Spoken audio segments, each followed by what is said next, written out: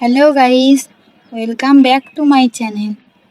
ভোরবেলায় মোহনা থেকে ঘুরে আসার পর চলে এলাম নিউ দীঘার বিচে। এটা নিউ দীঘার বিচ যাওয়ার ফ্রন্ট। তোমরা শুধু ভিউটা দেখো, চারিদিকে শুধু হোটেল আর লোকজনের ভিড়, আর সাথে বইছে ঠান্ডা ঠান্ডা বাতাস। মেজাজ পুরো কুল হয়ে যাচ্ছে। এরপর দেখাচ্ছি তোমাদেরকে সকালবেলা নিউ দীঘার বিচের ভিড়। সকালবেলা নিউ দীঘার বিচে পুরো হালকা মোশনের ঢেউ বইছে। ছোট থেকে বড় সবাই এনজয় করে চলেছে এই হালকা মোশনের ঢেউ আর ফুরফুরে হাওয়া। একটু পরেই সূর্যি মামার দেখা দিবে, তার জন্যই সকালে মানুষ অধীর আগ্রহে অপেক্ষা করছে।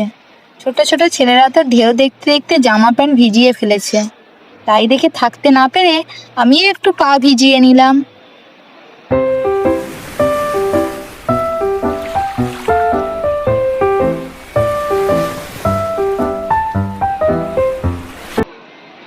এরপরেই সূর্যি মামা হালকা হালকা করে দেখা দেওয়া শুরু করেছে পূব আকাশে।